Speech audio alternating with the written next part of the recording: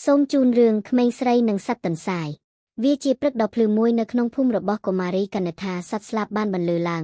ហើយព្រះអាទិត្យដ៏ស្រទន់បានកម្ដៅផែនដីកុមារីកណិដ្ឋាដើរចេញទៅក្រៅត្រៀមខ្លួនដើរដោយសប្បាយរីករាយកុមារីកណិដ្ឋាដើរកាត់វាលស្រែលើកដៃទៅកាន់អ្នកជិតខាងនិងរីករាយជាមួយក្លិនផ្ការីកគ្រប់ជំហានមានអារម្មណ៍ថាដូចជាការប្រឡែងលេងជាមួយធម្មជាតិរំពេចនោះកុមារីកណិដ្ឋាបានកត់សម្គាល់ឃើញអ្វីមួយនៅក្រោមគុម្ពោតផ្កាទន្សាយតូចមួយក្បាលដែលរងរបួសនិងញាប់ញ័រដេកនៅលើដីដ៏ស្ងៀមស្ងាត់មិនបានគិតយូរទេកុមារីកណិដ្ឋាក៏ចាប់ទន្សាយថ្នមៗនាងបានកាន់វាយ៉ាងស្និទ្ធស្នាលហើយប្រញាប់ត្រឡប់មកផ្ទះវិញ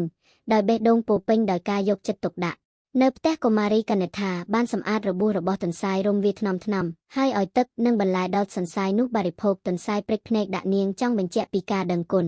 ពេលវេលាកន្លងផុតទៅទន្សាយក៏បានធូរស្រាលវាលោតចុះឡើងយ៉ាងសប្បាយរីករាយហើយកុមារីកណិដ្ឋាសើចរាល់ពេលដែលវាដើរតាមនាងដូចជាស្រមោលកុមារីកណិដ្ឋាមិនត្រូវការពិធីបុណ្យដើម្បីសុភមង្គលទេនាងបានរកឃើញសេចក្តីរីករាយក្នុងការព្យាបាលការជួយនិងមើលមិត្តថ្មីរបស់នាងរីករាយនឹងជីវិតម្ដងទៀតការងារលំបាកនិងការយកចិត្តទុកដាក់អាចហាក់ដូចជាសាមញ្ញប៉ុន្តែពួកគេកសាងជីវិតដែលពោរពេញដោយភាពរីករាយនិងអត្ថន័យដូចទៅនឹងតារាដែរ